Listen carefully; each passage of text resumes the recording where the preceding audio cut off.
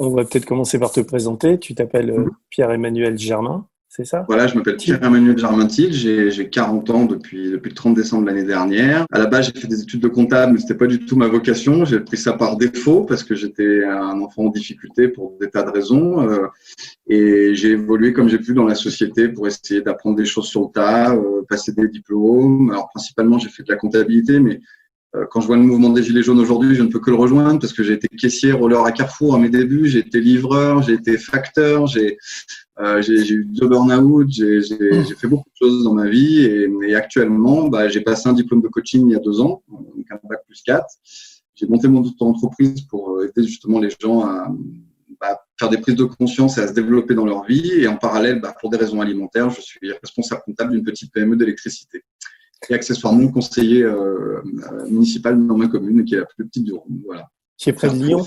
Près de Lyon, tout à fait, à 35 km de Lyon, à Rivry. D'accord. Alors, qu'on démarre tout de suite dans le vif du sujet, si je t'appelle et si je fais cette émission avec toi, c'est parce que tu as été une victime de pédophilie. Tu es un des personnages du film Grâce à Dieu, le film d'Ozon.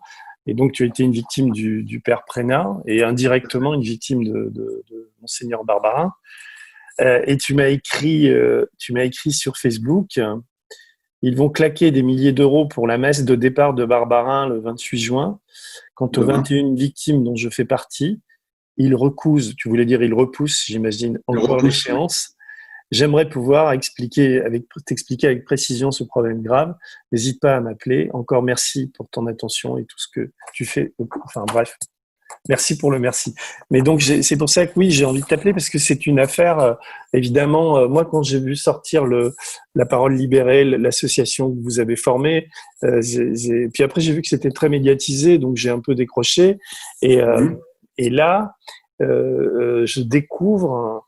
Alors, on savait qu'il y avait beaucoup d'hypocrisie dans tout ça, qu'il y avait beaucoup de mensonges, beaucoup de silence, mais je découvre à quel point la suite, quoi, après le film, les suites judiciaires, etc.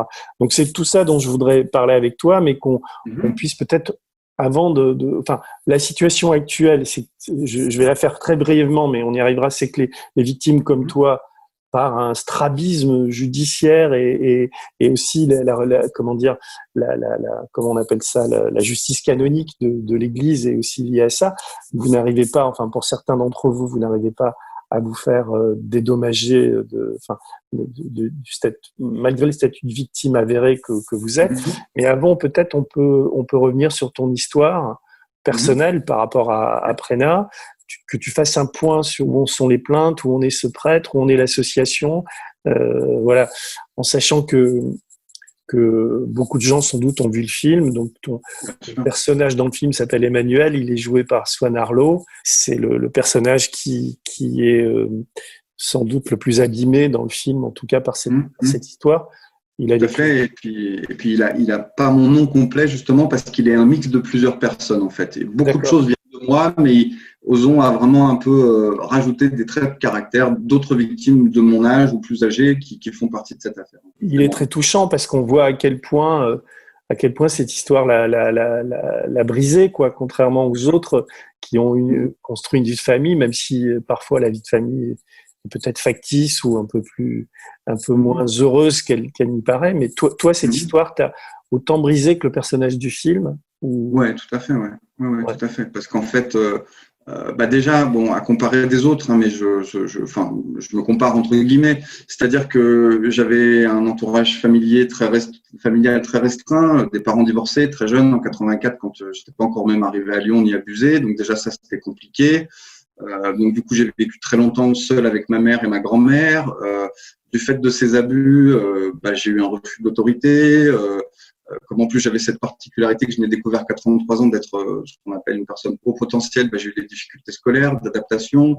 Donc ça a été vraiment très difficile, et puis notamment dans mes relations sentimentales ou sexuelles, parce qu'il y avait la peur qu'on touche mon corps, la peur de la rencontre, vraiment des choses très difficiles que j'ai commencé un peu avant que ces affaires judiciaires se dévoilent au grand jour en 2016. Enfin, ça a commencé en 2015 pour la Parole libérée, moi je suis arrivé un tout petit mois après.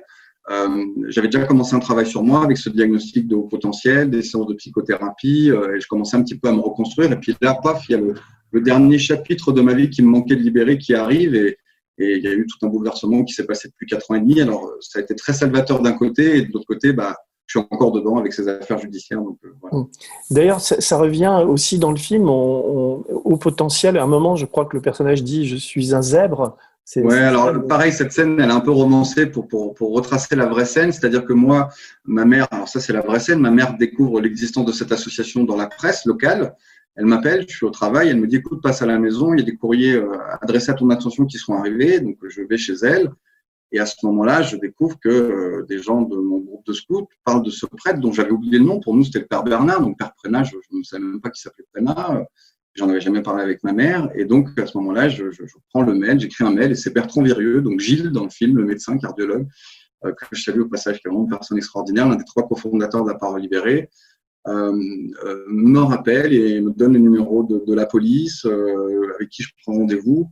Et à ce moment-là, je vais porter plainte et le prêtre est arrêté ce jour-là et je suis confronté en premier le lendemain. Donc ça se oui, passe, c'est un peu ce qu'on a l'impression dans le film, je ne sais pas si c'est dans la réalité c'est pareil, que c'est ton témoignage qui déclenche l'arrestation. Tout à fait. En fait, il y avait eu une plainte de François, mais François, pendant de nombreuses années, même encore maintenant, il ne se considère pas comme une victime parce qu'il a été caressé, embrassé, et le soir, il a parlé à ses parents. Et en fait, il y avait sa plainte et celle d'Alexandre qui lui était prescrite, plus d'autres personnes qui étaient également prescrites. Et en fait, quand j'ai porté plainte le 25 janvier, il a été arrêté le jour même. Et je me souviens encore de la phrase du capitaine Collineau dans la vraie vie, non pas Courteau dans le film, qui me dit surtout, vous ne trompez pas d'étage parce qu'il est juste en dessous, quoi. Donc, il savait que j'avais une grosse colère en moi, que à 18 ans, j'avais envie de le retrouver pour le tuer, même si je ne connaissais pas son nom, qu'à l'époque, il n'y avait pas Internet. Donc voilà, le petit trait d'humour, c'est qu'il m'a dit, vous ne trompez pas d'étage pour ne pas le tuer. Et le lendemain matin, j'ai été confronté à lui en premier. Et puis, c'est enchaîné François et d'autres personnes derrière. C'est une scène qui est vraiment super forte dans le film. C'est la vraie scène. Ça, pour le coup, c'était la vraie confrontation entre lui et moi. Ouais. C'est-à-dire qu'il te demande pardon alors qu'il n'avait pas demandé pardon aux autres. Il essaie de me tutoyer. Voilà. Ouais, et il y a ton avocate qui est entre vous deux. Et toi, tu refuses son pardon. Et tu as des mots en même temps, tu as des mots, c'est les mêmes, je sais plus ce que tu dis dans le film, puisque j'ai vu le film, tu le remballes, entre guillemets, assez sèchement, tu le remets à sa place, mais c'est très fort ce que tu dis, enfin, tu t'en souviens de ce que tu dis? En fait, je suis plus un petit garçon, il n'y a plus cette emprise et il n'a pas à me parler comme ça. Alors, j'ai plus les mots exacts que j'ai prononcés, il y a tellement de choses qui se sont passées depuis, mais oui, c'est ce qui m'est venu spontanément. Et mon avocate a aussi recadré à ce moment-là le fait qu'il essaie de me tutoyer parce que j'étais plus le petit garçon qu'il avait connu et on n'est pas des copains qui se retrouveront 25 ans plus tard. Ah oui. Et lui, moi, ça fait des années que j'attendais que ça sorte, en fait. Et lui, on le voit enfin, il y a cette scène où il quête ton regard, quoi. Il essaie il a l'air d'être ça ne l'excuse aucunement, mais il a l'air d'être un peu en perdition, quoi, à ce moment-là. Bien sûr. Ouais. Il est démasqué, en fait. Sa pathologie, c'est un pervers narcissique, donc il est complètement démasqué. Et après ce début de confrontation, il n'a même plus cherché à me regarder, en fait. Il regardait la caméra qui était dans le bureau de police. Il y avait mon avocate et une autre avocate entre nous deux, les policiers qui étaient là. Et il n'a fait qu'avouer tout ce que le flic lisait au niveau de la plainte qu'il avait pris la veille, en fait, tout simplement. Et il a tout reconnu, que ce soit pour moi ou pour les autres, d'ailleurs. Et il dit, mais bien sûr que Barbarin était au courant, bien sûr que De Courtrai était au courant. Il l'affirme, il le crie, quoi. Bien sûr, et ça s'est passé, donc son procès a eu lieu en janvier de cette année, après 4 ans de procédure, qui a duré 5 jours, ce procès, donc a été marqué par la grève des avocats le premier jour, mais finalement le procès a pu se tenir sur 4 jours. Et en fait, il a continué de tout avouer, et nous on le savait, mais ça a été dit cette fois publiquement lors du procès. En fait, quand en 1991, il est retiré de Sainte-Foy-les-Lyons du fait de l'action des parents de François qui ont écrit à l'époque il y a De Courtrai, en fait, la personne qui va s'occuper de lui dans une abbaye, c'est le père Barbarin qui descend de Paris. Donc, c'est-à-dire que Prénat est mis à l'écart à Paray-le-Monial en 91, et il y a plusieurs prêtres qui s'occupent de lui, dont le père Barbarin. Et Barbarin s'est contredit plein de fois dans la presse, dans les dates où il disait avoir eu connaissance de ce prêtre et de ce qu'il avait pu faire dans son passé. Il a pris combien au procès, enfin, que ça a donné au procès, oui. Alors, le problème de Prénat, c'est que, étant donné que les viols, par chance, alors moi j'ai appris 25 ans plus tard que les gens avaient été violés, ça m'a rempli d'effroi parce que je me suis dit que j'ai échappé à très lourd. Mais tous ces gens qui ont été violés, malheureusement, sont prescrits. Donc, comme ils sont prescrits, ils n'ont pas de procédure au civil. Et de fait, il n'y a pas de cour d'assises, comme il n'y a pas de viol. Donc, c'est de la correctionnalisation. Et le correctionnel pour ce genre d'abus, c'est maximum 10 ans. Donc, la procureure a réclamé 8 ans parce que de toute façon, vu l'âge et vu le dossier, de toute manière, qu'on demande 8 ou 10, c'est plus ou moins la même chose. Donc, il a été condamné à 8 ans à des montants d'indemnisation qui oscillent, je peux le dire en toute transparence, entre 13 000 et 18 000 euros suivant les victimes. On est 10 au civil. Et malheureusement, il a été condamné au mois de mars dernier et il a fait appel dès le lendemain. D'accord. Et l'appel est suspensif, il n'est pas en prison? Oui, tout à fait. Il a quel âge aujourd'hui? Il a de mémoire, il est de 60. Il a 72 ou 73 ans. D'accord. Il n'est pas encore grabataire, quoi. Non, j'ai vu le même petit bonhomme manipulateur et très sûr de ses mots, de comment il raconte les choses, de faire semblant d'oublier des détails et d'en rajouter d'autres. C'était très, très hallucinant quand même. Parce que dans le film, son personnage qui est joué par Renaud Verlet, c'est ça l'acteur, le comédien? C'est Verlet, mais le prénom, Bernard Verlet. Bernard Verlet. Lui donne une sorte de... Comment dire, enfin, je sais pas si c'est voulu par Ozon, mais on a presque de la pitié pour lui, quoi, parce qu'on sent un homme qui est en parfaite déchéance, défaillance, qui reconnaît tout facilement. Dans la vraie vie, ça s'est passé comme ça aussi? Bien sûr, bien sûr. Et en fait, il a toujours tout avoué depuis petit, en fait, puisqu'au séminaire, il est déjà détecté adolescent comme déviant. L'Église le sait, lui fait faire une psychothérapie. Ils estiment qu'après la psychothérapie, il est soigné. Il est nommé prêtre. Il arrive à Lyon en 69.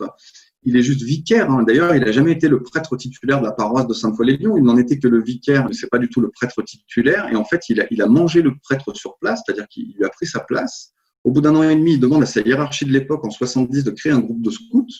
Et en sachant dans son dossier qu'il a été déviant, on l'autorise à créer un groupe de scouts qui n'est ni rattaché aux scouts de France, ni rattaché aux scouts d'Europe, et dans lequel il invente tous les badges de mérite, de récompense et la hiérarchisation. Ah oui, d'accord. Donc, il a créé son petit groupe de scouts à lui, perso. Et tout ça faisait marcher le business local. On devait avoir des badges. Les logos que tu vois dans le film sont les vrais que nous portions. J'étais d'ailleurs assez surpris quand j'ai vu l'avant-première du film qu'ils avaient mis nos vrais logos et nos vraies bannières, et c'était vraiment ça. Et il a sévi pendant combien d'années? Alors, à Sainte-Foy-les-Lyons, il a sévi pendant 20 ans. 21 ans. Et on sait aujourd'hui le nombre de victimes qui se sont déclarées grâce à votre association? Alors, ceux qui se sont manifestés à la parole libérée, de mémoire, je n'ai pas les chiffres exacts, mais c'est entre 70 et 90. Après, il y a tous ceux qui se sont manifestés mais qui ne veulent pas parler. Et il y a aussi surtout l'après, parce qu'après, il a été muté à Neulise, il a été muté à Cours-la-Ville et il a été muté au Coteau. C'est des paroisses qui ne sont pas très loin de Lyon. Et moi, pour avoir été invité par des directeurs de cinéma, c'était absolument pas prévu dans le cadre du film.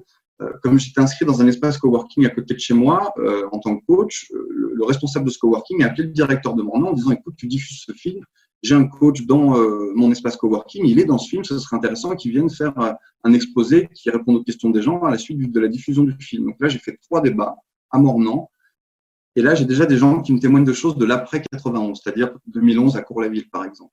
Des gens qui témoignent, qui me disent voilà, j'ai eu ces infos-là, j'ai eu ces trucs. Et des gens qui étaient du collège où j'étais à l'époque aussi, qui sont venus témoigner, des étudiantes, en me disant qu'en 82, donc avant que moi, en 84, avant que j'arrive moi au collège en 90, où il était aumônier, et où j'ai aussi été agressé en plus des scouts, il avait été viré du collège quelques semaines parce que des gens avaient déjà dénoncé en 84. Mais il est revenu au collège.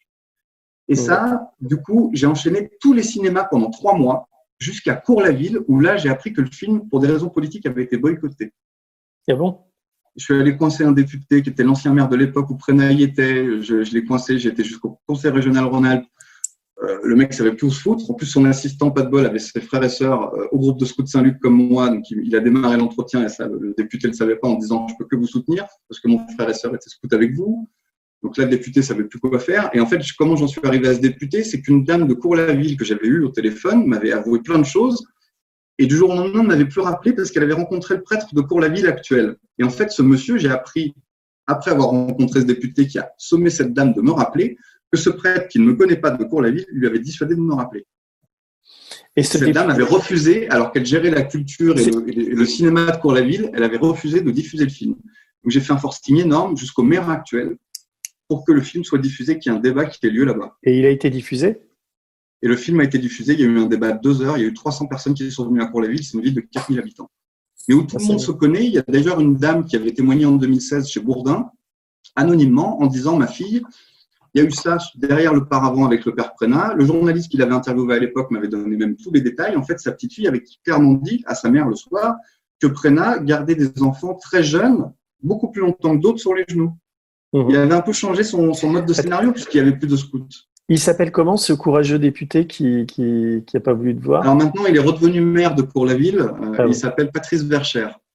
Alors, je le salue parce qu'il m'a quand même reçu. Mais si tu veux, en fait, à l'époque, cette dame que j'ai eue, elle m'a dit, voilà, quand j'ai voulu diffuser le film, j'ai eu 2 pressions. Des gens qui voulaient absolument le diffuser pour que la merde sorte. C'est quand même assez parlant comme propos.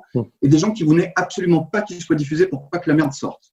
Et à ce moment-là, elle a appelé donc Patrice Verchères, qui était à ce moment-là député pendant que le film est sorti, mais qui était l'ancien maire de l'époque Prénat, qui a même fait le départ Prénat de Cour-la-Ville en 2011.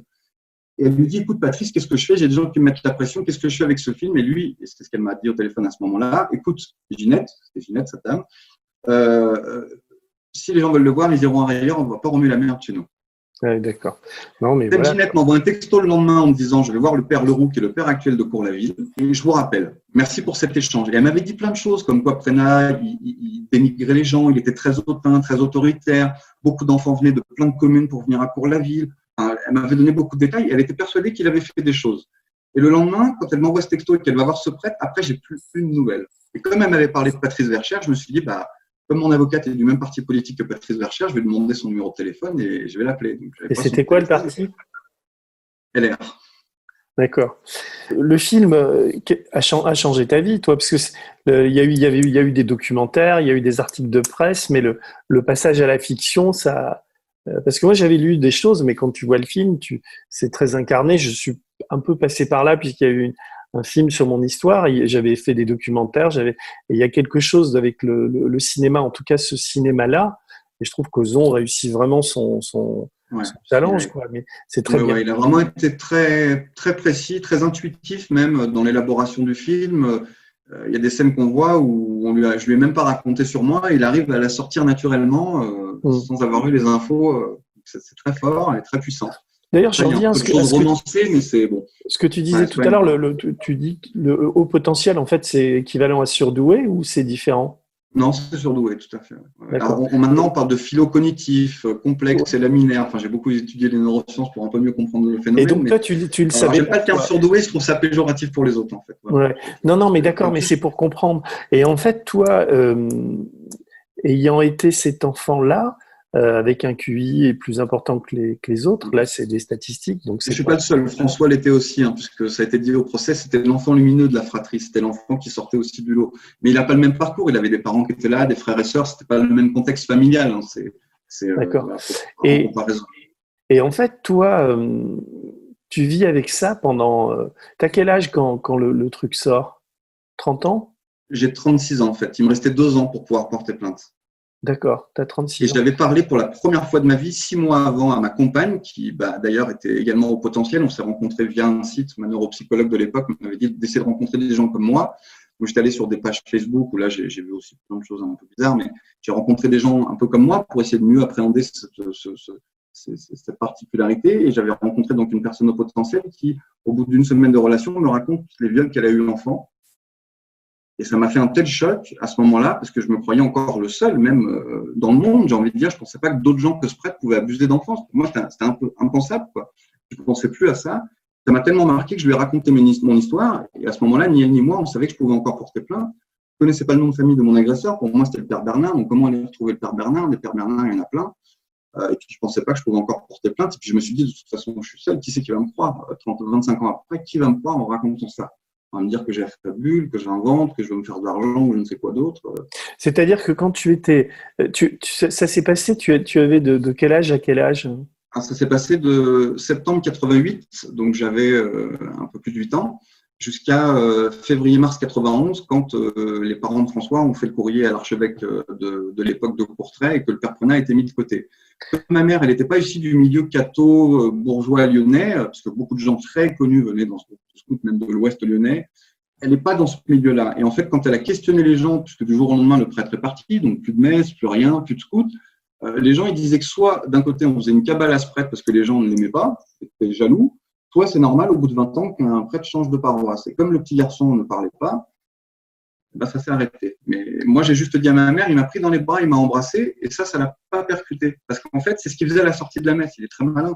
Il ramenait les enfants de chœur auprès des enfants, des parents, il les prenait dans les bras, il les embrassait, il les caressait comme ça. On n'y voit pas de mal. On dit que c'est quelqu'un bienveillant qui donne des activités aux enfants, en plus qui est le messager du Seigneur sur terre, parce que c'est comme ça qu'on le voit quand on est petit. Toi, tu étais très croyant à l'époque, enfin, tu étais complètement embrigadé dans la religion. Alors, pas issu d'une famille ultra catho, mais pour ma mère, c'était important. Par exemple, elle voulait me faire faire ma communion à Strasbourg avant de partir parce qu'elle pensait que ça me protégeait. Ah oui.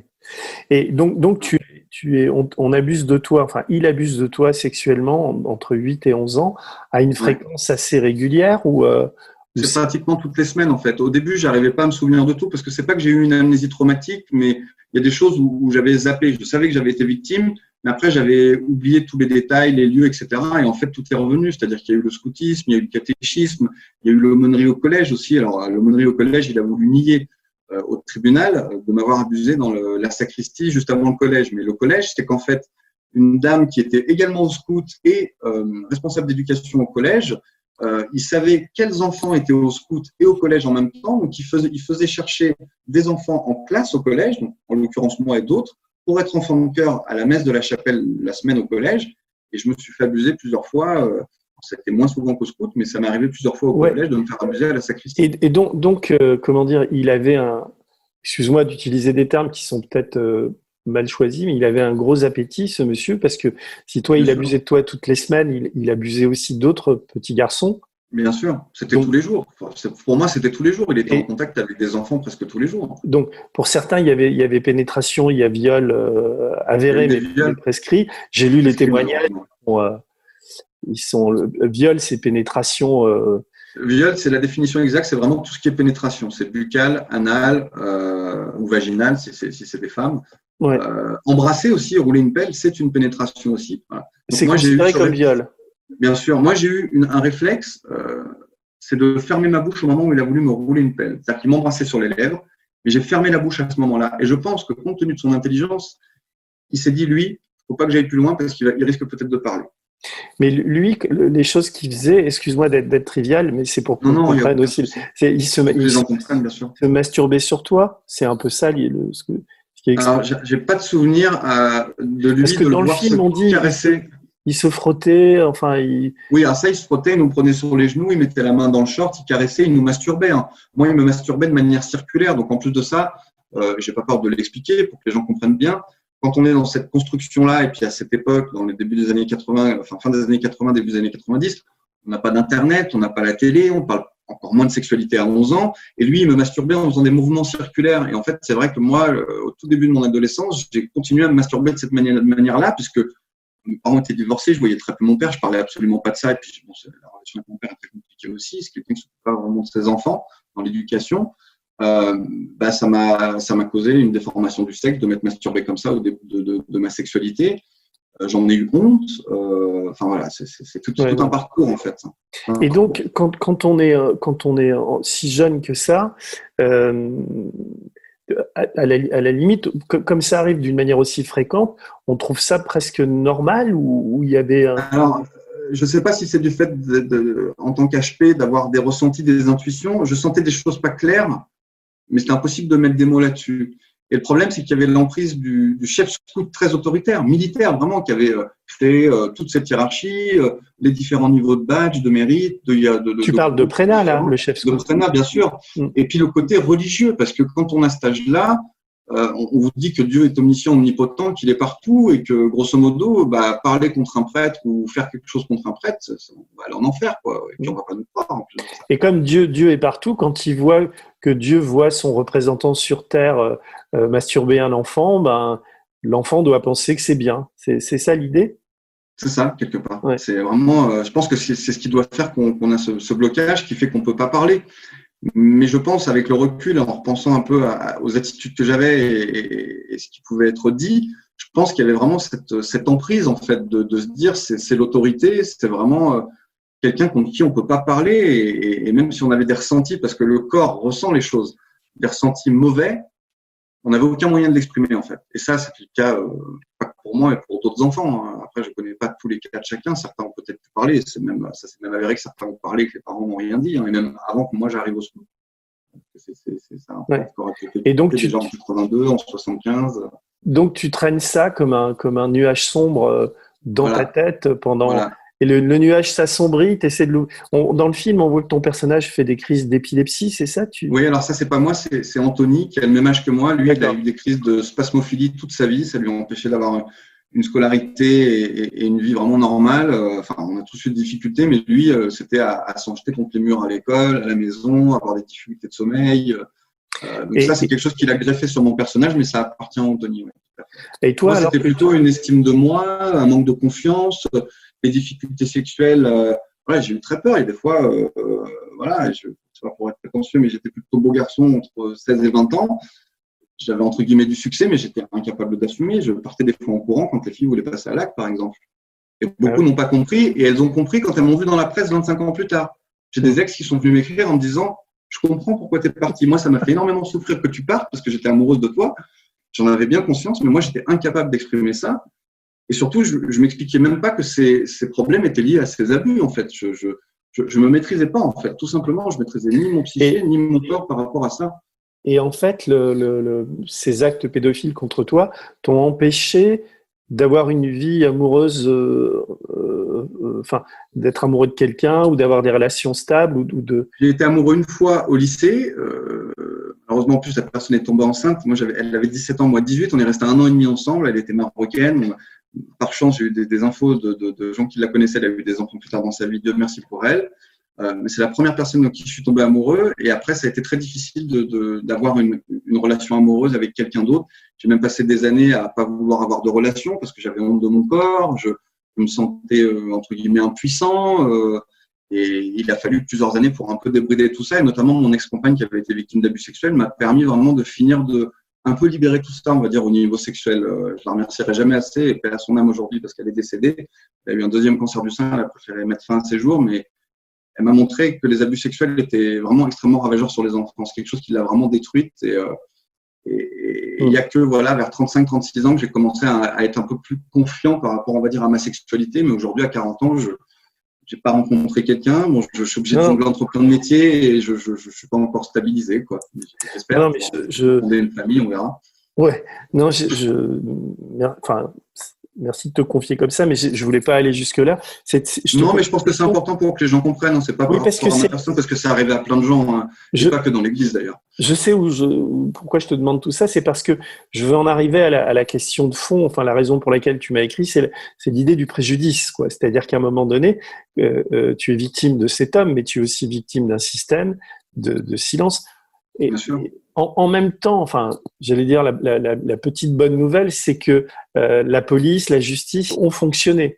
Et aujourd'hui, contrairement à ce qu'on aurait pu imaginer, ça a été très difficile parce qu'il y a eu votre association, mais il y a eu un procès, ça a libéré une parole, enfin, etc. Et puis, vous en arrivez au moment où, comme dans tout procès quand il y a condamnation, enfin, je pense que c'est ça. Les victimes on doit quantifier en termes d'argent le montant de leur préjudice. Est-ce que tu peux expliquer un peu ça et où ça en est? Enfin, qu'est-ce que c'est que et en même temps, j'ai aussi une question en parallèle à ça, c'est-à-dire que l'État vous doit enfin, quand on dit préjudice comme ça, oui, il y a l'État, mais il y a aussi ce qu'on appelle la justice canonique, qui est la justice de l'Église, et l'Église et le prêtre, évidemment, même s'il n'est peut-être pas très soldable, il y a plusieurs entités qui vous doivent de l'argent, qui doivent de l'argent aux victimes puisqu'il y a condamnation. Donc à partir de là, qu'est-ce qui se passe et pourquoi c'est si compliqué? Parce qu'on est quand même longtemps après, là maintenant. On est 4 ans et demi après le début de l'arrestation du prêtre. Hein. Ouais. Ça, c'était le 25 ou le 26 janvier 2016 et on est presque en juillet 2020. Alors en fait, il y a deux volets, comme tu disais, il y a le volet civil et le volet canonique. Alors pour le volet civil, c'est très simple. Il y a des règles, voilà, il y a une première instance, une cour d'appel éventuellement, une cour de cassation, etc. Il a été jugé en première instance au bout de 4 ans et demi. On nous avait demandé de formuler des demandes d'indemnisation dans la justice civile que chacun a fait.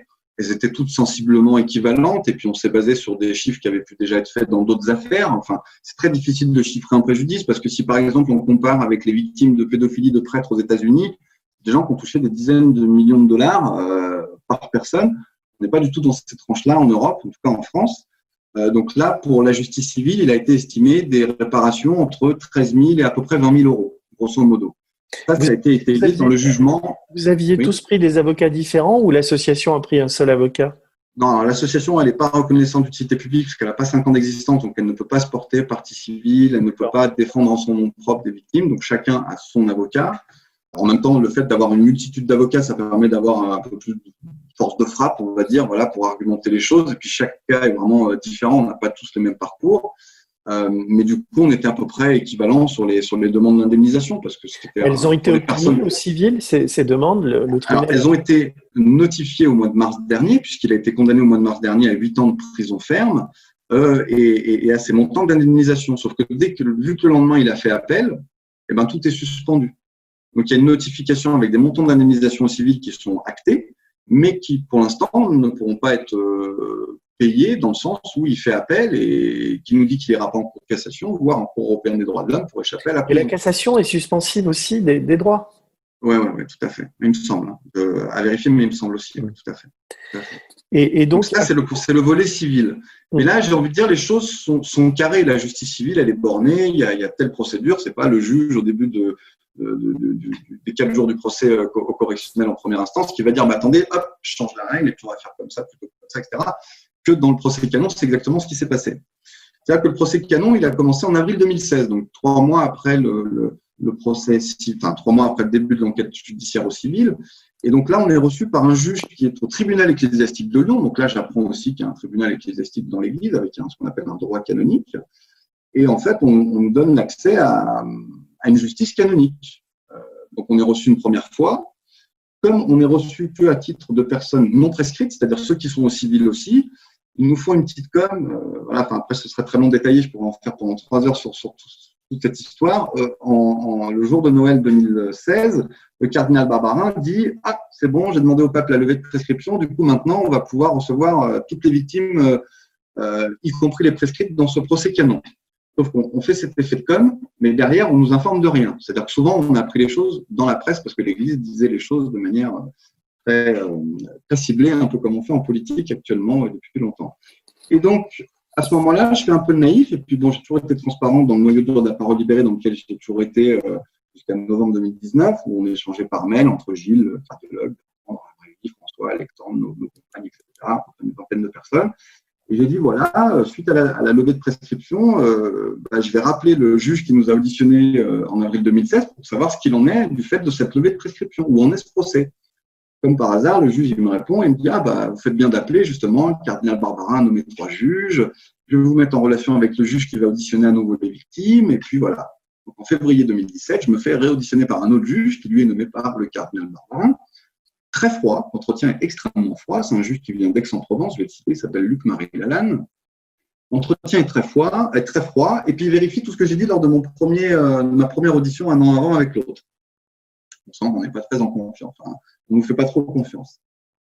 Ça se termine, contrairement à la première fois, on ne me donne pas de copie de mon acte que j'ai déposé, et ensuite on reçoit les autres victimes. Et là, on arrive le 12 août 2017, je m'en rappellerai toujours, et le cardinal Barbarin, il fait une longue interview dans Le Monde où il dit que toutes les victimes ont été reçues dans ce procès, y compris les prescrites, et qu'en accord avec le procureur de la République, donc là, on s'assoit sur la séparation de l'Église et de l'État, je vais suspendre le procès pour ne pas gêner la justice civile parce qu'une autre procédure est en cours. Sauf qu'il n'y a aucune autre procédure en cours, c'est-à-dire que lui, on a porté plainte pour non-dénonciation, et le prêtre, ça a déjà démarré depuis 2016 au civil. Donc, le procès dans l'Église, étant donné que le prêtre a déjà tout avoué de partout et même bien avant. Ce que tu veux, attends, pour qu'on comprenne bien, Pierre-Emmanuel, c'est en fait le procès qu'il veut arrêter, c'est le procès contre lui. Ou c'est le procès contre Prénat, contre lui. Contre lui, ouais, tout à fait. Contre lui, Barbarin. Parce qu'il oui, est mais il suspend le procès de Prénat. Donc, il lutte. Attends, je comprends pas. Alors, vas-y, si tu veux, le 12 août 2007, il dit que malgré qu'il ait reçu toutes les victimes, il dit oui, c'est bien, on a reçu toutes les victimes dans le procès canonique pour Bernard Prénat. Du fait qu'il y a une autre action en justice au civil, on suspend le procès de Prénat pour pas gêner le civil. Sauf que ce qu'il se garde de dire dans l'article du Monde, c'est que la procédure, elle est contre lui au civil, mais ça n'a rien à voir avec Prénat. Prénat a avoué au civil, il a avoué dans l'Église, il a toujours tout avoué, il a jamais nié. Est-ce que ça signifie qu'il veut faire pression sur les victimes en indexant ces deux procès? Je déforme ou c'est ça? C'est pas tout à fait ça. En fait, si tu veux, il décide de suspendre le procès dans l'Église en faisant croire que le procès dans l'Église du Père Prénat va gêner le procès du Père Prénat au civil. Mais en disant à mi-mot qu'en fait, la nouvelle procédure dont il parle dans cet article du Monde, que je pourrais t'envoyer, non, mais je le connais, la procédure qui est contre lui, en fait. Oui, non, mais c'est ça. Et en fait, dans l'Église, il n'y a pas de procès contre Barbarin. Donc, en fait, c'est pas vraiment lié, si tu veux. Non, mais ça ne gêne en rien la justice civile. L'Église dédouane en disant ce qu'il faut j'ai été voir le procureur et je suspends. En dehors du témoignage de Prénat qui est accablant pour Barbarin, puisque Prénat dit « j'ai prévenu Barbarin que j'étais pédophile, qu'il y avait des centaines de victimes, etc. Et il n'a rien fait. Je schématise, il m'a mis quelque part, mais il n'y a rien eu contre moi, alors qu'il fallait me soigner. Enfin, c'est un peu ça le discours de Prénat, qui est un discours, comment dire, repentant. Enfin, je ne sais pas si on peut utiliser ce lui, il dit « attendez, moi j'ai toujours dit que j'étais comme ça, après c'est eux qui n'ont pas voulu agir, quoi ». Ouais. Comme Barbarin. Barbarin le connaît depuis 91, mais en 2010, il le reçoit. Ça, c'est Barbarin qui le dit. Le prêtre lui avoue tout. Il lui demande s'il a recommencé. Et comme le prêtre lui dit non, c'est bon, je n'ai pas recommencé. Ah, bah, c'est bon. Et 3 ans après, il le promu doyen. Oui, non, mais c'est ça qui est incompréhensible. C'est-à-dire que Barbarin, qui est un homme, il a un QI peut-être moins élevé que le tien, mais il a un QI quand même je pense qu'il a aussi au potentiel. Je veux dire, c'est tout sauf un idiot. On se demande, et je te demande pourquoi il a cette attitude. Parce que l'intelligence, je ne parle pas même de la sensibilité, mais la seule intelligence politique. J'ai envie de dire. Oui, le bon sens aurait voulu que, il dénonce. Je ne peux pas accepter qu'un prêtre m'avoue ça et le laisser continuer sans faire quelque chose. Quoi. Bien évidemment. Et puis, il accélère les procédures d'indemnisation, il demande pardon, enfin, puisque c'est un terme religieux, etc. Or, au contraire, non. Il fait l'inverse. Il va sombrer. Et il est soutenu par le pape, dans un premier temps. Et puis, en même temps, cet acharnement, enfin, cet entêtement, vont le perdre, lui. Bien puisque sûr. là, il est obligé. Enfin, en même temps, on parlera de sa chute, là, enfin, de son départ qui est imminent. Quand l'émission passera, il sera déjà parti, il y aura eu sa messe, etc. Mais comment tu analyses ça, toi? Enfin, qu'est-ce qui se passe dans sa tête d'évêque? Honnêtement, moi, des infos que j'ai, je sais que c'est un prêtre qui a beaucoup fait marcher le diocèse de Lyon. Et comme je te le disais tout à l'heure, Barbarin le connaît depuis 91. En fait, le père Prénat, il est connu depuis très longtemps. Et puis d'ailleurs, quand Barbarin est nommé archevêque de Lyon, la première paroisse qu'il visite en 2002, c'est pour l'inauguration d'un hôtel, et c'est celle du père Prénat à Cours-la-Ville, en 2002. Donc, il y a quand même un historique, quoi. Oui. Et donc, quand il suspend ce procès, ça traîne pendant 1 an. Je me retrouve sur LCI face au diacre de l'église Vincent Némon en août 2018.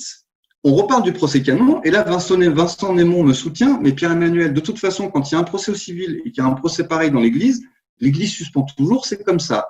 Comme par hasard, 1 semaine après ce débat qui a duré 1h30 en direct sur LCI, le procès reprend. Et là, on rechange encore de juge et de formule. Et puis, on nous dit au bout de, on est en 2018, fin 2018, presque 3 ans, on nous dit que cette fois, maintenant, il faut des avocats ecclésiastiques. On nous donne une liste, aucun va nous défendre.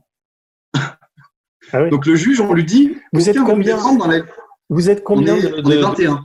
21 victimes dans ce procès canon. 7 non prescrits, comme moi, non prescrits qui sont au civil, et 14 qui sont prescrits.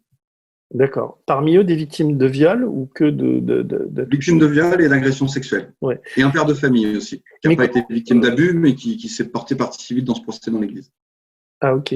Et comment ça se passe parce que ça se passe comme dans un tribunal. C'est opaque. Aucun document, aucune audience. Rien n'est visible.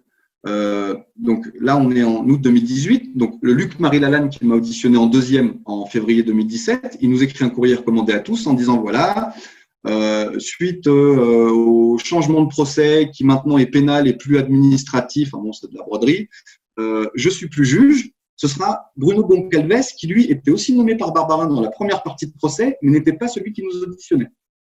Et j'ai d'ailleurs souligné l'année d'après qu'un article de droit canon précise qu'un juge qui a été instructeur dans la première partie de procès, si le procès a lieu, ne peut pas être juge. Donc déjà, le juge était légitime de ce procès canon selon les lois de l'Église canonique. Ça, c'est prouvé factuellement. Et donc, en fait… Excuse-moi, canonique, ça veut dire quoi, canonique ? Canonique, c'est le droit canon en fait de l'Église. C'est comme ça qu'il est nommé. C'est-à-dire que l'Église a un droit, comme le droit pénal, le droit du travail, ce qu'on veut. Et on dit chez lui, ça s'appelle le droit canonique. Voilà. C'est quoi l'étymologie de canon ? Tu sais, tu as cherché ça ? Alors là, je n'ai pas poussé le truc. Excuse ma question. Je ferai des recherches après. Soudain, ça me vient parce que je pense évidemment au canon, mais ça doit pas être ça, quoi. Excuse-moi, je t'ai coupé. Non, il n'y a aucun souci. Et donc, dans ce courrier de Luc-Marie Lalanne, on nous dit que le juge change, que du coup, c'est Bruno Goncalves, qui en plus, alors, deuxième article canon, il a un lien proche avec Barbarin, puisque Barbarin a fait sa préface de thèse en droit canon. Ils se connaissent bien. Il y a un article de droit canon qui dit que si on a un lien d'amitié, d'inimité, enfin, etc., c'est tout détaillé, on ne peut pas être dans une procédure telle que celle-ci. Bref, ça, c'est un détail. Donc, dans ce courrier de Luc-Marie Lalanne, on a des noms d'avocats ecclésiastiques sur toute la France, environ 80 personnes. Des laïcs, donc des gens qui sont dans l'Église mais qui ne sont pas des religieux, des prêtres, des bonnes sœurs. Personne ne veut nous défendre. Donc, on écrit à ce juge Goncalves en lui disant, voilà, les gens ne veulent pas nous défendre, qu'est-ce qu'on fait ? Ah bah, tenez, je vais vous donner des noms, ceux-là, vous pouvez les appeler. Donc, ils sont juges et parties et avocats.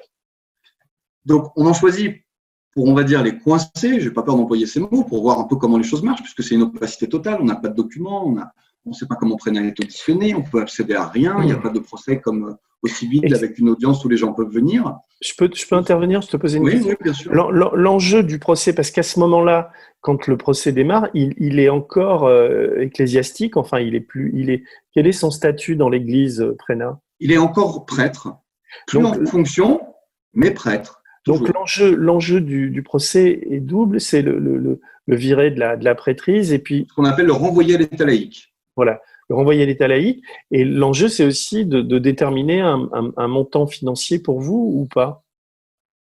À ce moment-là, on ne nous en parle même pas. On nous dit juste que le procès change de forme, que c'est plus le juge qui nous a auditionné la deuxième fois, mais c'est un troisième qui prend sa place.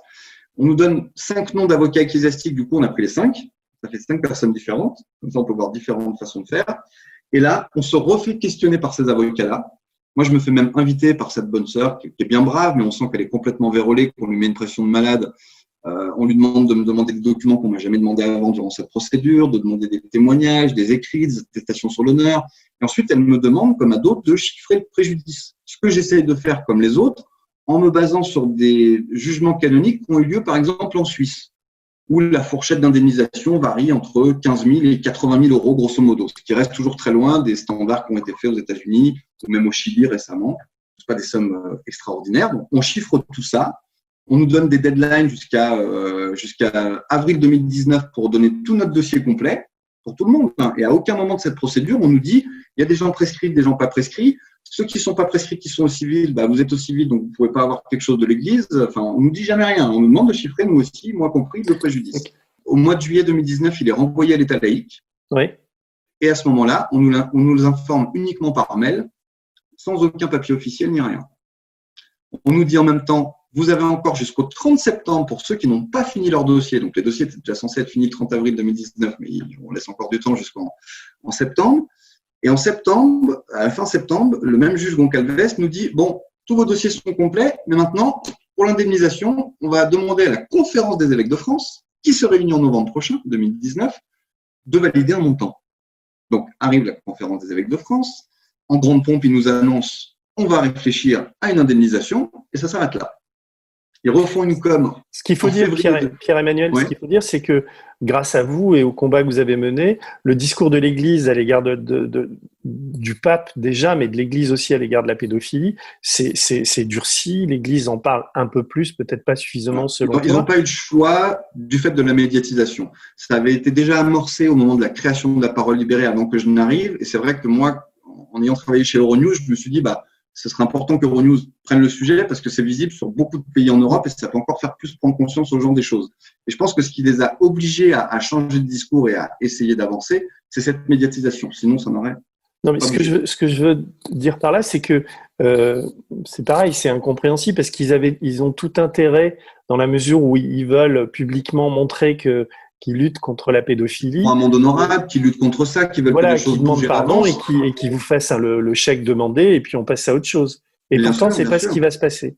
Absolument pas. Et même cette brave avocate ecclésiastique que je remercie de m'avoir accompagnée, sœur Marie Renaud, m'a dit on pourra vous donner tout l'argent du monde, ça ne effacera pas 20, 25, 30 années de perdu de votre vie de toute manière.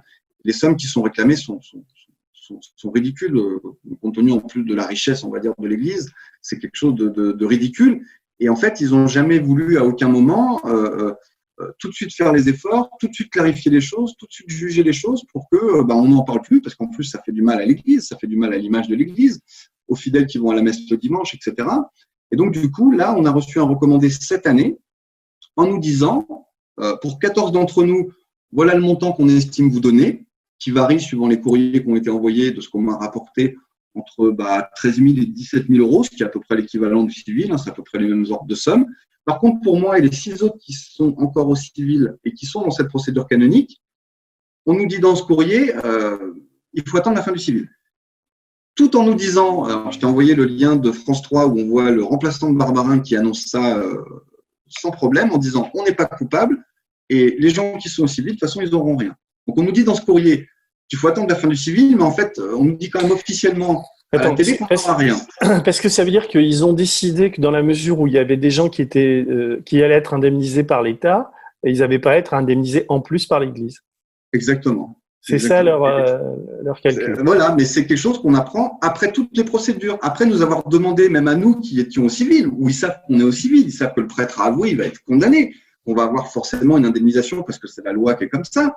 Eh ben non, juste après tout ça, vous avoir fait perdre du temps, changer de juge, redemander des preuves, des écrits, des machins, chiffrer le truc, on vous dit, niet. Vous, les 7 là, vous aurez rien. Et les autres, va falloir attendre parce que bon, on est quand même un peu pauvre l'Église, donc on va demander aux gentils gens qui vont à la messe le dimanche de remplir un fonds d'indemnisation des victimes parce que nous, on ne peut pas. Et ça, c'est scandaleux. C'est des gens qui vont à la messe le dimanche et vont devoir payer pour nous.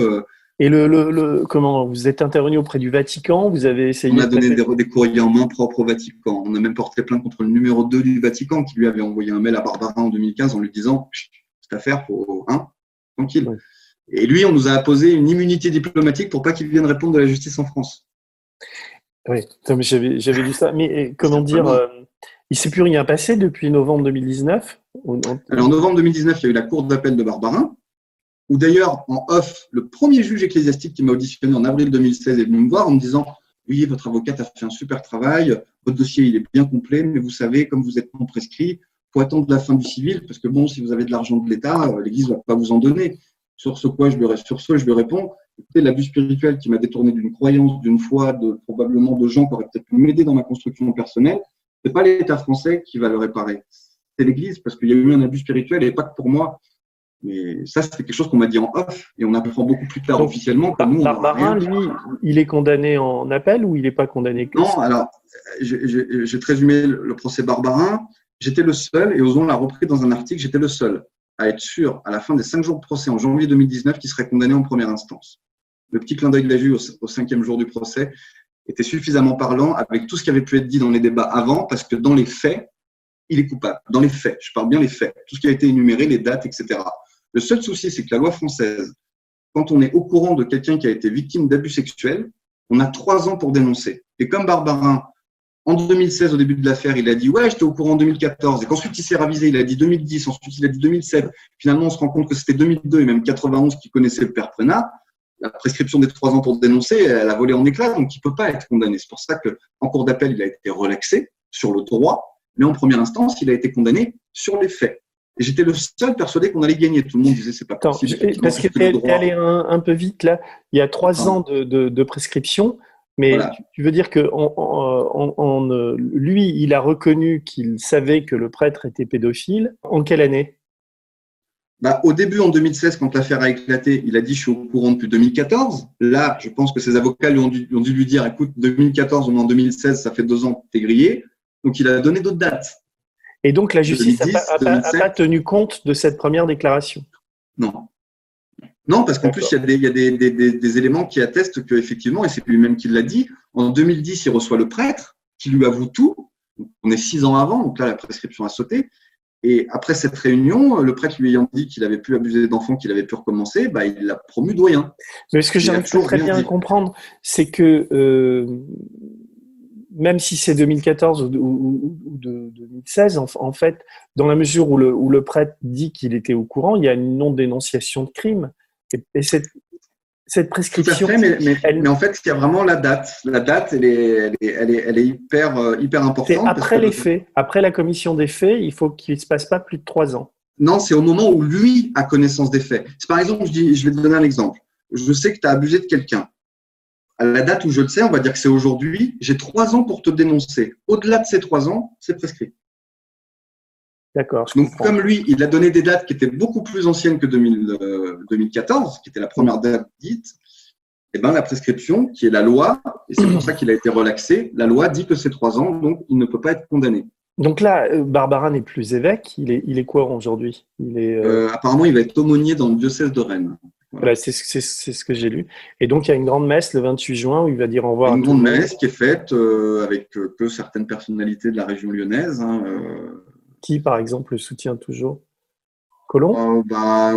Oui, ça c'est sûr. Et non, puis, tous les réseaux d'influence, le réseau d'influence lyonnais est très, très, très puissant, bien plus que celui de Paris, même, je dirais. Et tous les réseaux financiers, la haute société, la haute bourgeoisie, tous les cathos très connus de Lyon. Donc cette histoire n'a pas… comment tu quantifies, comment tu dirais, elle a peu affecté la réputation de Barbarin? En tout cas, dans ces traces-là, on va dire dans cette caste que dénoncent les pinceaux Charlot, parce que c'est plutôt cette caste qui va être proche de Barbarin. Non, pas du tout, parce qu'en plus, il y a un côté religieux, il y a un côté on ne touche pas à l'église parce que c'est notre croyance, c'est notre foi, enfin, il y a plein de choses qui se mélangent. Après, des gens ont ouvert les yeux, mais ce n'est pas la grande majorité. Moi, je vais te donner un exemple. Pendant que je faisais ma formation de coaching, j'étais déjà en plein dans ces affaires judiciaires. Et il y avait une fille dans ma formation de coaching qui avait été confirmée par Barbarin. Quand les gens me posaient des questions là-dessus, à juste titre, ça ne lui plaisait pas parce que je faisais du tort à l'église pour elle. Je faisais de la propagande. Alors que je disais juste les faits, on me posait des questions factuelles sur ce qui se passait sur les procès. Tu es resté catholique, Je crois en quelque chose qui est peut-être au-dessus de nous, qui nous dépasse, mais je ne lui donne pas un nom. D'accord, mais tu as été catholique pendant longtemps. Jusqu'à ce que le prêtre parte. Après, du jour au lendemain, comme il n'y avait plus ce prêtre, on n'est plus allé à la messe. J'avais plus envie d'y aller. Ma mère ne m'a pas forcé. Et depuis cette époque-là, je suis agnostique. Ouais.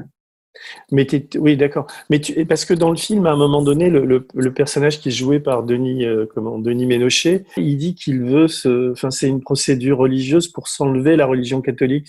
Ouais, il s'est fait apostasier en fait. C'est-à-dire qu'il a envoyé un courrier pour se faire débaptiser. Mais c'est le mot religieux.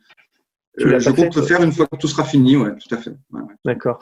Et comment ça se passe au niveau de la parole libérée? Parce que on sent qu'il y a des tensions à la fin du film. C'est très compliqué. Je suis en procès contre la parole libérée, pour être. Ah bon? Oui. En fait, ce qui s'est passé, c'est que on a tous des parcours de vie différents. On a tous œuvré pour la cause. Moi, je suis resté très longtemps. Bertrand, donc Gilles dans le film, est parti très tôt. C'était très compliqué. Gilles, c'est chirurgien? Ouais, tout à fait. Vraiment, pour moi, c'était le plus bienveillant des trois personnes. J'avais beaucoup de respect pour Alexandre.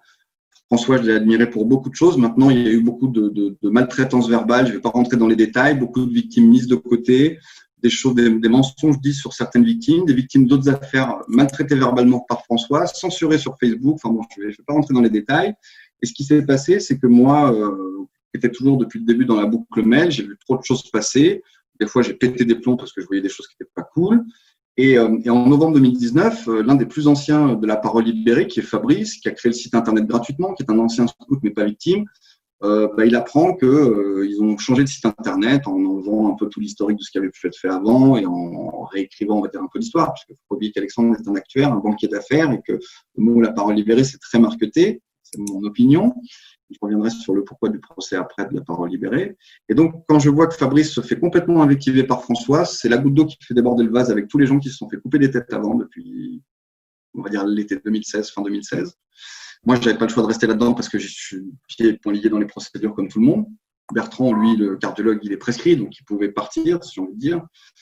Et Fabrice, je n'ai pas supporté qu'on lui fasse ça, donc j'ai claqué la porte, j'ai fait la morale en même temps par mail et j'ai dit au revoir. Le souci, c'est que 15 jours après, j'ai une journaliste locale qui m'appelle en me disant « Écoute, j'aimerais t'interviewer pour un livre qui va sortir, préfacé par François, où il y a ton témoignage. » Comment ça, un livre bah oui, il y a un livre qui va sortir, coécrit par La Parole Libérée, il y a ton témoignage dedans, il va sortir la veille du procès de Prénat en janvier 2020. Alors là, Pierre-Emmanuel, il appelle l'éditeur du livre. Il se rend compte qu'en fait, on lui a, depuis avril 2019, alors qu'il est dans les échanges mails, moi j'ai toujours été transparent et je peux le prouver factuellement avec tous les dizaines de milliers de mails qu'on s'était échangés depuis 2016, j'ai toujours prévenu quand des journalistes m'appelaient pour telle ou telle émission, qu'il fallait faire telle ou telle chose, que j'avais eu telle ou telle info. Enfin, vraiment, j'étais dans le partage et la co-création.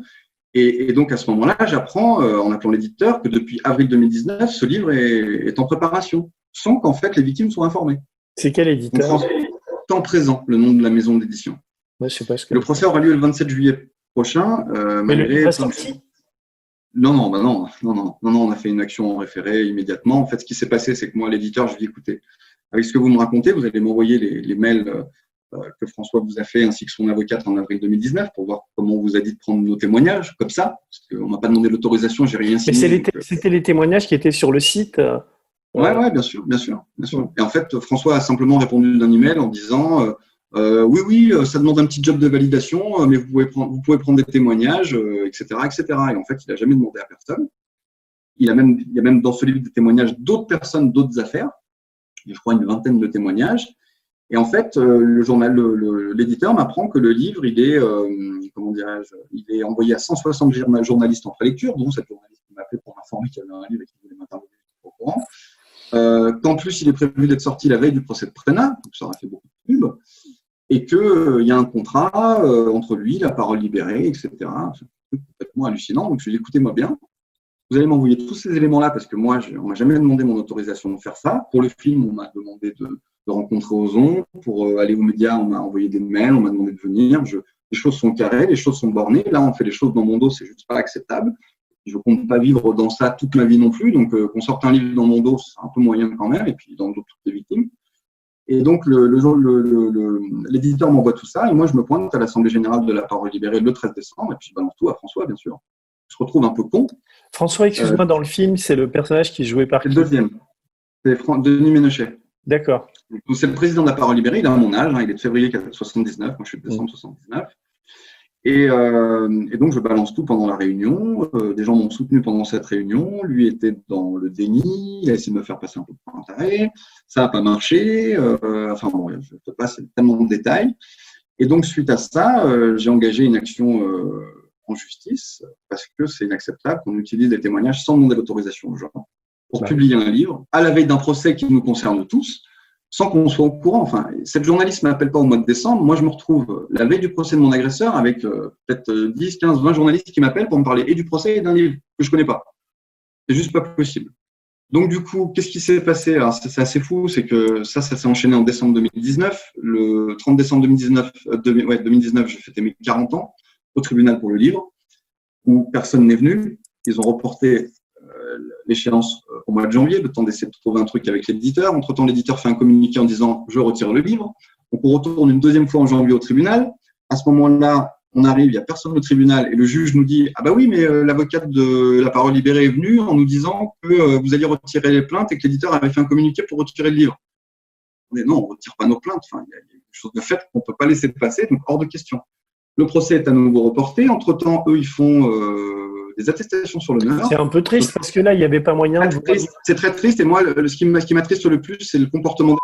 Là, c'est le premier dans le film. Parce qu'il a fait une attestation sur l'honneur mensongère pour lequel je vais porter plainte dans quelques jours contre lui. J'aurais pu le faire il y a un moment, mais je vais le faire là avant le procès du livre, mais c'était à faire de toute façon. On a fait une fausse attestation sur l'honneur en disant que les frais d'avocat pour les victimes et dont moi sont payés par La Parole Libérée. Ce n'est pas vrai, parce qu'ils n'ont pas la reconnaissance d'utilité publique pour le faire, et à aucun moment ils ont payé mes frais d'avocat. Et il a fait cette attestation, clairement, pour essayer d'influencer le juge en disant « Mais attendez, il est quand même con, Pierre-Emmanuel, d'attaquer la parole libérée pour ce livre, alors que l'argent qu'on va récupérer pour ce livre, c'est pas pour nous, ou pour l'asso ou s'amuser avec, c'est pour payer ses avocats. C'est pas vrai. » On fait un faux témoignage quand même. Et toi, tu as les moyens financiers d'assurer tout ça ou... Je me ruine. Et puis Prénat, ça continue. Tu ne penses pas que par rapport à l'association, vu l'importance qu'elle a eue, vu le passé que vous avez ensemble, c'est mon côté catho que je ne suis pas, mais qu'il y avait un moyen où vous pouvez tu vois, déposer les armes, quoi, et vous dire bon. Le problème, c'est qu'il y a eu des mensonges, il y a eu de la manipulation, il y a eu de la maltraitance gratuite pour rien. C'est-à-dire qu'on a tous défendu cette cause sans rien demander en retour. Bertrand a été donc Gilles, le cardiologue, a été le premier à en faire les frais du comportement de François. Ça n'a fait que continuer pendant des années. Donc, créer une association qui regroupe éventuellement les autres et qui en rajoute une couche dans la lutte contre la pédophilie, moi, je suis tout à fait d'accord. Par contre, fait de cette manière-là, en faisant des choses dans le dos des gens, en maltraitant verbalement des victimes, en censurant parfois même des victimes sur les réseaux sociaux, et là je parle même pas de moi, mais qui m'est bloqué pour pas que j'aille sur la page Facebook, je m'en fiche, mais il a bloqué des gens qui venaient dire des choses dérangeantes sur la page Facebook. Non, moi c'est la vérité et pas la censure. C'est où on fait les choses en vérité jusqu'au bout, où on fait rien. Et là, je pense que je suis allé trop loin avec ça. Vous avez été le scénario du film, vos témoignages, il y a une partie de l'argent du film qui a été à la parole libérée ou pas du tout? Il y a eu des dons? Je ne sais pas. Je ne sais absolument pas. Je ne suis pas du tout dans cette confidence. Je suis membre de l'association. D'ailleurs, après l'AG, il a voulu m'en exclure, mais malheureusement, je lui ai fait un courrier-réponse où malheureusement, il ne peut pas m'exclure. Surtout que, pas de chance pour lui, il a envoyé un SMS à un président d'association qui, en plus, il n'aime pas spécialement.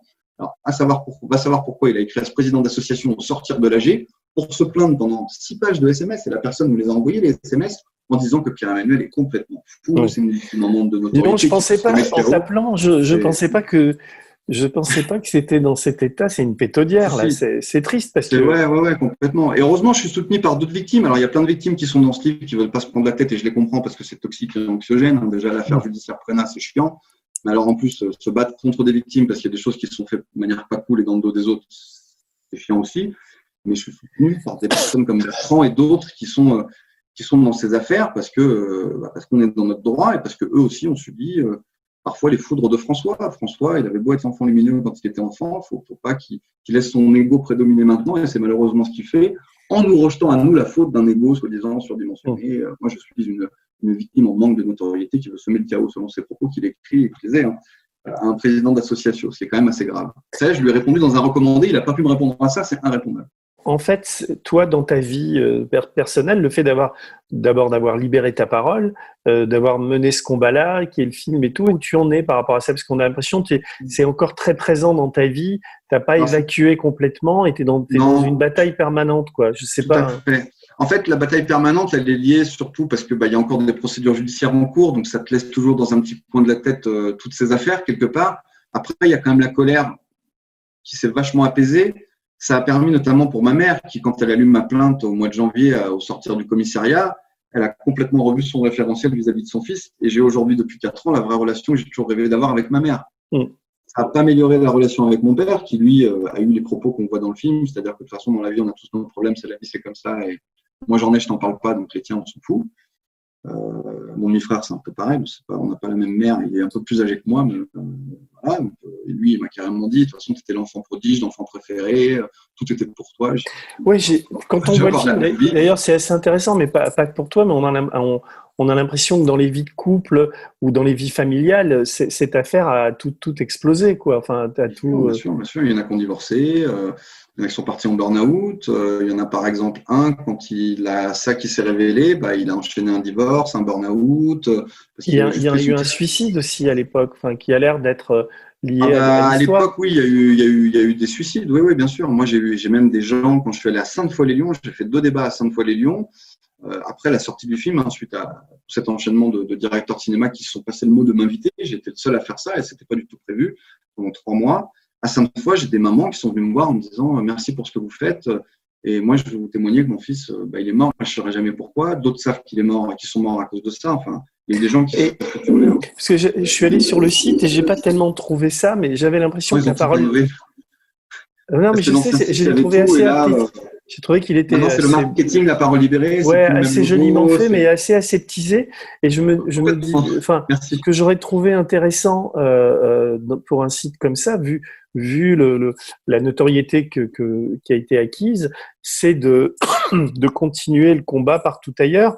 Parce que ça, c'est une question que je te pose. Est-ce que depuis qu'on va dire la révélation de l'affaire Prénat, est-ce que Prénat est un cas isolé ou est-ce que des Prénat, il y en a d'autres dans l'Église? Est-ce que grâce à la parole libérée, il y a des témoignages qui ont afflué? Enfin, Alors, oui, ça a fait affluer des témoignages, mais il y avait déjà beaucoup d'associations qui existaient avant, Innocence sans danger, Enfance et partage, qui recueillaient déjà des témoignages et qui, elles, sont structurées même pour accueillir des victimes. La parole libérée le dit clairement. De pédophilie, mais pas dans l'Église. Pas forcément. Non, pas dans l'Église. Après, effectivement, la parole libérée, comme c'était une affaire dans l'Église, on a recueilli beaucoup de témoignages de victimes autres.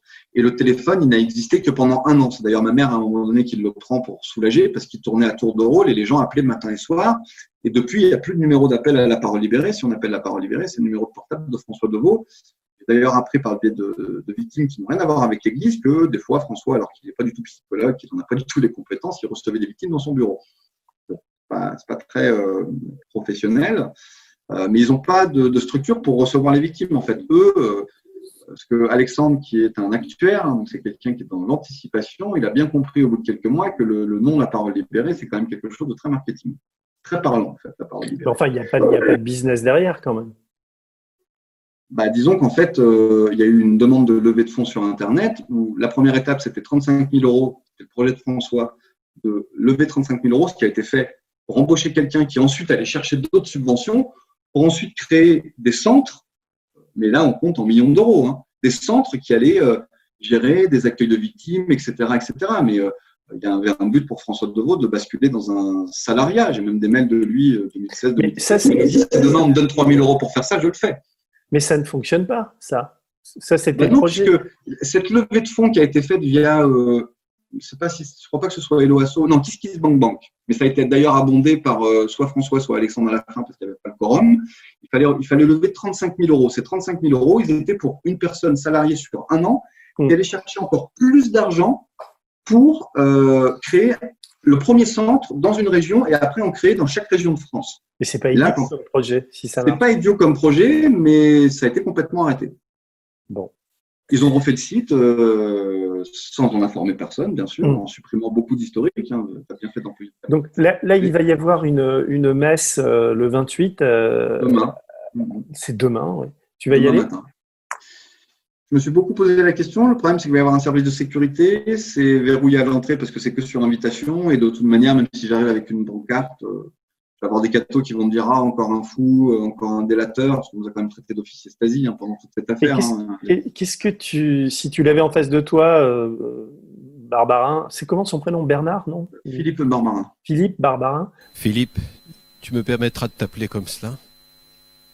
Au fond, ce qui serait normal, c'est qu'aujourd'hui, je t'accueille dans ce club très fermé des évêques émérites. Et tu lui dirais quoi?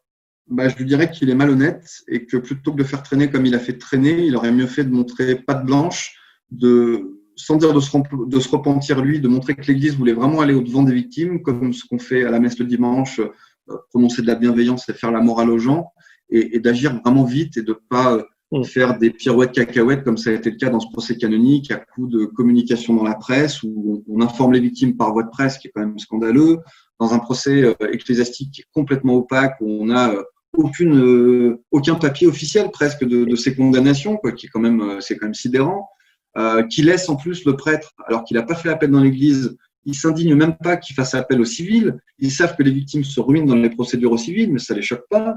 Donc on continue de faire traîner. Ça, c'est scandaleux et j'aimerais lui dire que c'est scandaleux d'avoir procédé de cette manière-là. Et Prénat, tu es toujours dans le même état d'esprit ou tu as plus du dédain aujourd'hui? J'ai du dédain et quand je suis arrivé à la barre, ça en a marqué beaucoup, mais c'était pas le but de faire une cinémathèque en faisant ça. C'est d'enlever le foulard à la barre, le foulard du scout, en disant l'emprise, elle s'arrête, elle est finie. Le procès, en libérant ta parole, a libéré a atténué ta colère. Oui. Déjà en 2016, de le libérer, c'était déjà très fort. mais avec les années, ça a encore plus permis de m'apaiser, d'être beaucoup plus calme, d'être beaucoup plus serein. Heureusement que j'ai quand même beaucoup d'activités dans ma vie et que je cherche à m'occuper pour pas trop y penser. Et ça a été très, très salvateur. Ouais. Tu fais des footings comme le personnage de Swan Arlo? Ah non, alors, je déteste faire du footing. Moi, il faut que je fais du basket pendant longtemps au club et je fais du badminton. Je touche un peu à tout, mais j'aime bien avoir un truc dans la main. Le footing, juste pour faire du footing, je déteste ça. Non, mais je comprends. Bah, écoute, Pierre-Emmanuel. Mais le sport a été mon exutoire. Ouais, ça m'a permis de me tempérer. Le sport a été un exutoire. Ça m'a permis de me tempérer. C'est ce que dit ton personnage. Écoute, je te souhaite le meilleur pour la suite. Donc là, le combat continue pour que vous soyez indemnisés. Pour toi, l'affaire se terminera à ce moment-là, quand tu auras ton… Oui, complètement. Alors, elle s'estompe petit à petit dans un coin de ma tête parce qu'on avance quand même, mais elle sera complètement définitivement close quand tous les procès seront terminés. Que c'est même pas une question d'indemnisation, c'est une question d'acter tout ça, de finir tout ça. L'indemnisation, elle peut que aider à, j'ai envie de dire, on va dire plutôt réparer ce qu'on a dû dépenser depuis déjà 4 ou 5 ans en procédure judiciaire faramineuse. Ça va s'arrêter là, ça va pas me rattraper 25 années de vie perdue, quoi. Je compte pas là-dessus pour faire ma vie. Bon, je te remercie. Tu vois des choses à dire? Enfin, tu vois, j'ai répondu à ton message d'il y a… Ouais, déjà, je te remercie beaucoup de ton écoute, d'avoir accédé à ma requête, parce que je pense que c'est important. C'est vraiment un média pour les gens qui ont vu le film ou les gens qui connaissent l'histoire, voilà. Parce qu'on a l'impression que c'est terminé, qu'une fois… Mais en fait, on se rend compte que le prêtre est toujours relativement protégé, que Barbara… Tout à fait, puisque quand ils ont annoncé à ces 21 personnes du procès dans l'église il y a quelques semaines qu'on allait recevoir un recommandé avec le montant de nos indemnisations, on l'a appris dans la presse, c'est même un journaliste qui m'informe ça avant même que j'aie le recommandé. Et au dire de l'église, c'est bon, on a envoyé 21 recommandés, l'affaire est finie. Non, elle n'est pas encore finie, l'affaire. Il y a encore des petits vices de trucs qui sont compliqués à suivre et qu'il va falloir encore se battre, quoi. Bon, je souhaite qu'elle se termine bientôt pour toi et pour toutes les victimes. Et puis bonne… je le souhaite aussi, pas que pour moi. C'est pas que mon cas qui m'importe, c'est le cas de tout le monde. Et j'espère que les gens changeront leur regard par rapport à toutes ces affaires, que ça se reproduise le moins possible. Bonne route et bonne chance. Merci à toi en tout cas.